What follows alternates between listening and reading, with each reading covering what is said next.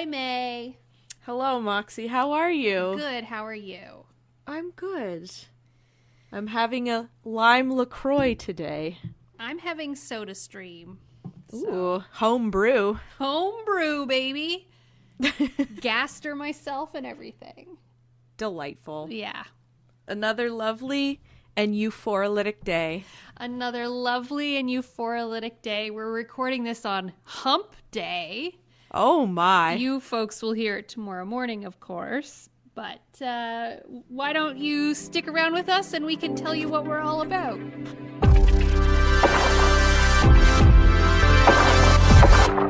So, May, it's still winter. I'm still waiting for winter to end. It's been a very, very long winter. It was a mild day today.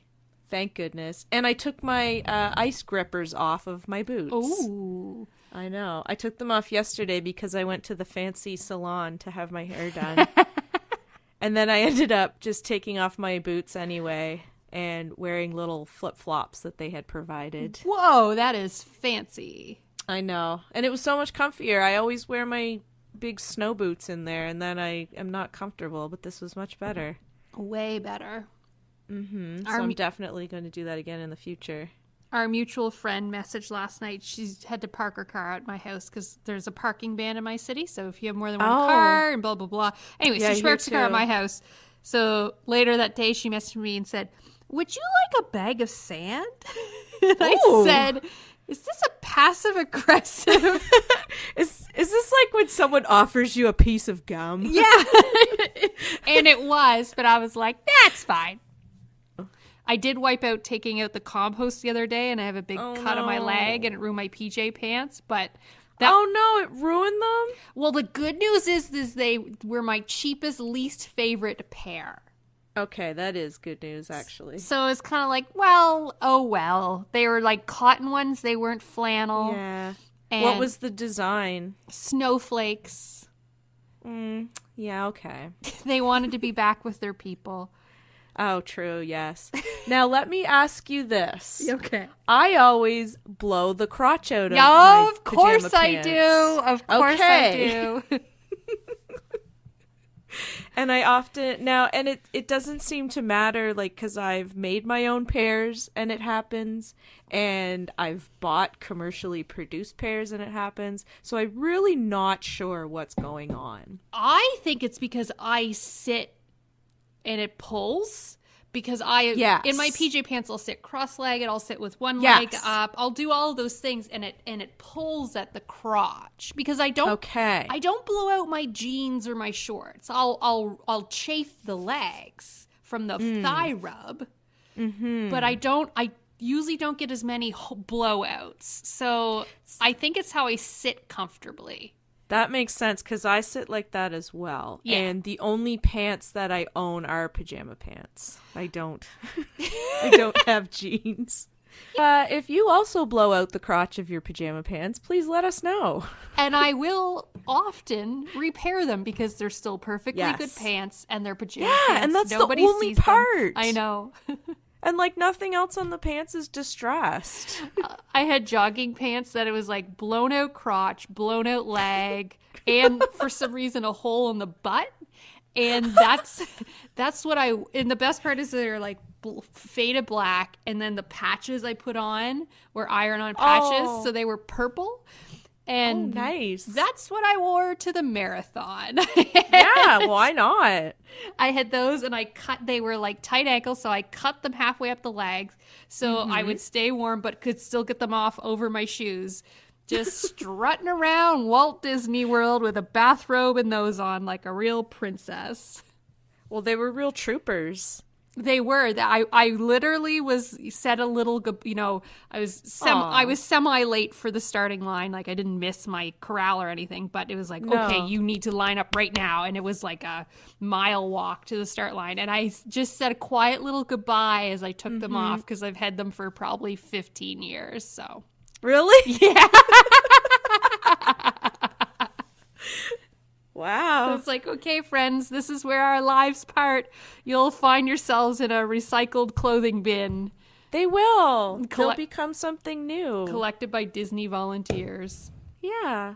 They'll be used to shine up the chrome on the ride and live again. It's a beautiful thought.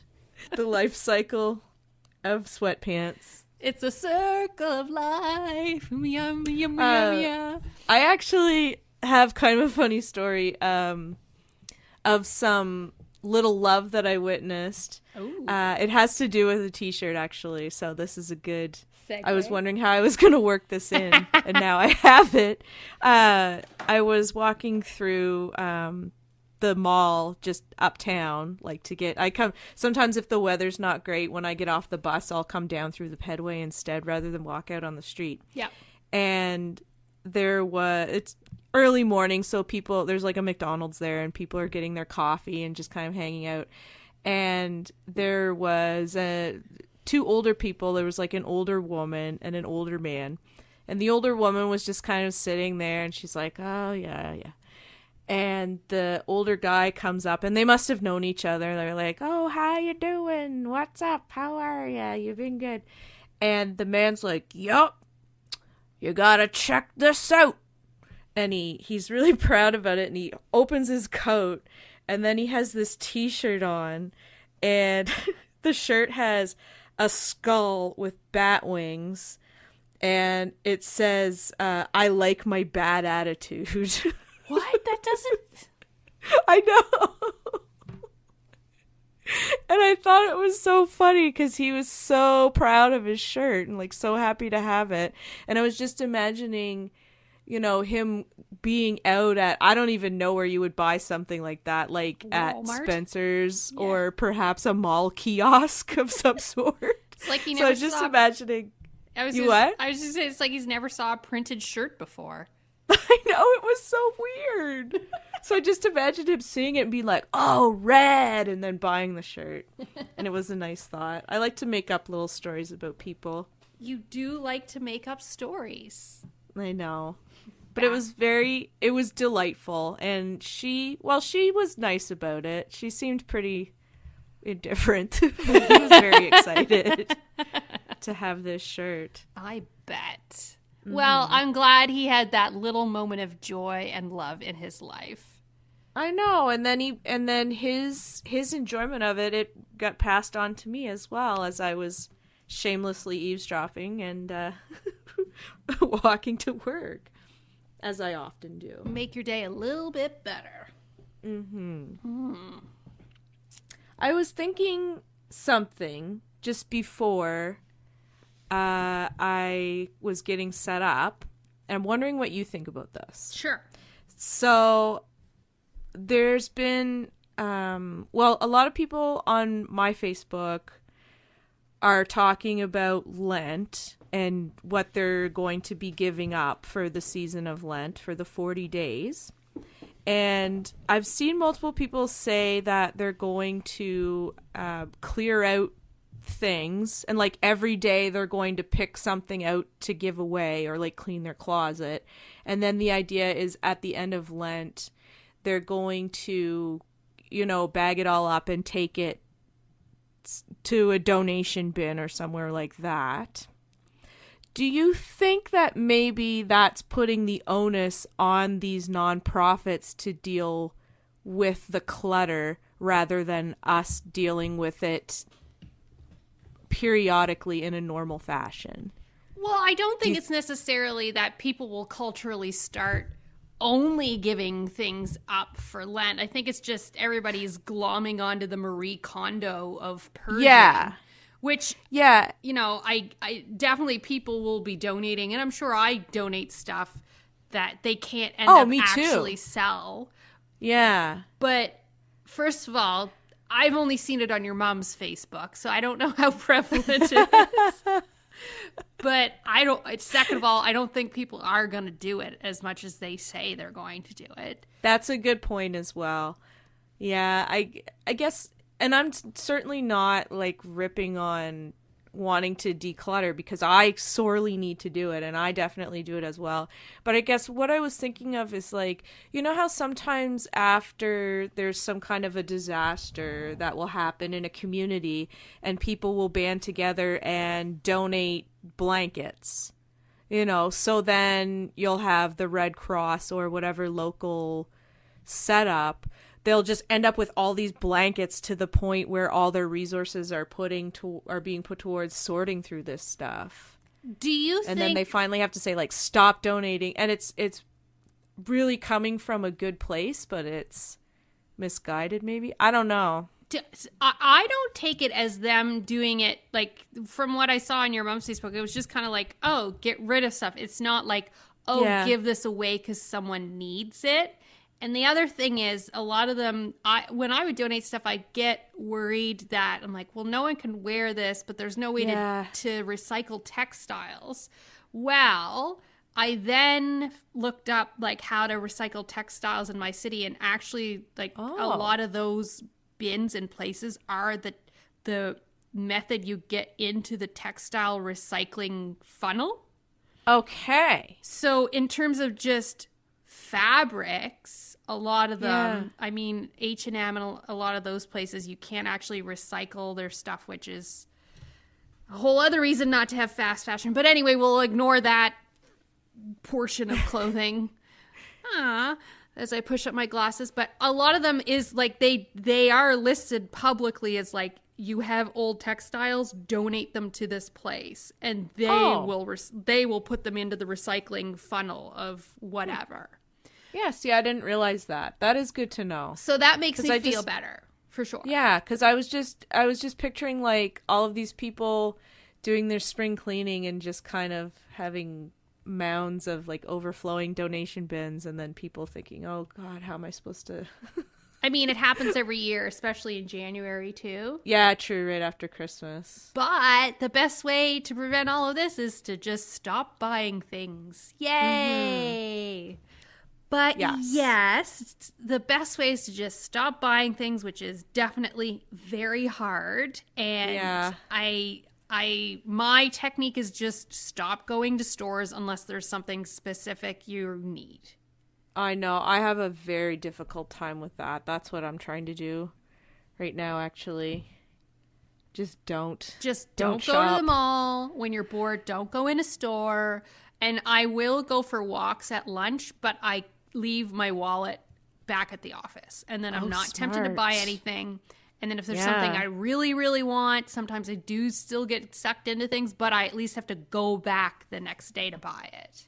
That's really smart. Yeah. That's a good tip for everyone listening. Leave your wallet. Don't bring it with you. And you don't have to spread your love to other people with material things. No, that is a very good point. And I know some people are into that, but you can talk to people too before you buy things and share how you want to do something else for them, like take them to a meal or do their chores for them or babysit their kids. And it's not even about the non-money. It's about just not consuming things that you're then going to feel cluttered and your mind is cluttered and then you can't send out the love as much too. Well, yeah, and you get all of these things that kind of, they bog you down, and then it's like carrying this big millstone around with you of all the things that you own. Yep. Like I think about, what if I ever move and my house is just jam-packed. We're just going to have to burn it down and start over. I'm never coming out of this house alive. I'm going down with the ship. That's the spirit. That's right. It's just going to be me and my house. And my cat, who will be stuffed by this point. He'll be like crushed under a dollhouse. Oh, no. Tatchy, I'm just joking. He's okay. He can't hear. He doesn't listen to the podcast. He doesn't understand English either. So. No, he doesn't. I do have a crystal for us today. Great. The one that I was thinking of today is Moonstone. Ooh. And just the name of it sounds very mystical and wonderful. Moonstone is very beautiful when you see it. It's a milky white colored stone. Ooh. It is a little bit transparent. If you hold it up to the light will come through it a little bit.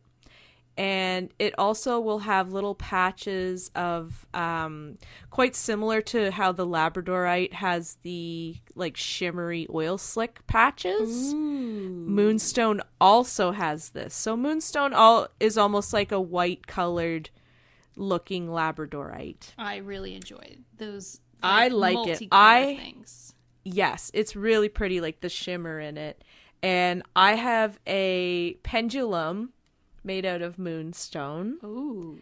Mm-hmm. And I like to pretend sometimes that I'm not moving it and that it's just moving of its own accord. Uh-huh, sure. But I am moving it. There's that. I know that I am. That placebo just kicking subconsciously. in. Yeah. But it's fun and I still like to look at it. It's considered a sacred stone of feminine energy. Oh. And what I mean by that is it's to do with like the yin and the yang and like black, white, hot, cold, the sun and the moon, like, the two different ends of a spectrum. Mm-hmm. So the feminine energy is not necessarily like a woman. It's just representing that each of us have this part inside of us that's like the nurturing, the feelings, the emotions, rather than like logic or, you know what I mean? Like just how it's like two different parts of all of us. So this represents like the feminine and maybe the softer part. It's a stone of protection, so you can carry it with you and feel kind of a boosted protection. And it's also considered to be a really nice healing stone, as women were considered throughout history to be kind of like the nurturers and the healers. It's going more towards that. It's also a popular stone in Feng Shui, representing the moon and representing water. It's also associated with water. Mm-hmm. And also, it's a stone that originates in Sri Lanka and in India, where it was prized for its beauty as the stone of the moon. And you can also find it in some pockets in North America, but it's not as common. I've never, I see a lot of moonstone jewelry, like it's really popular in rings. Yeah. It's supposed to be good and give you kind of a healing energy. You're right. Now that you say that, I'm like, okay, no, that's totally true. Yeah. But it's popular because it's abundant and you can find it fairly easily. And it's just nice. It looks pretty to have around and it just gives you kind of like a calming, soft, gentle energy. So gentle. That's good. Mm-hmm. So gentle. Very nice. Very chill. Chill vibes, perhaps? Yes. Very gentle, subdued, chill vibes. At the end. Oh, I know what I can mention. I spoke last time about the boys next door throwing the eggs. Oh, yes! And I do have a little bit of an update. I am not certain that the lesson has presented itself to me as of yet. However, John was over to kind of, we saw them come home and he wanted to just go over and mention and, to the parents of these boys that this was happening because, if your children are doing something, you might want to know what's going on.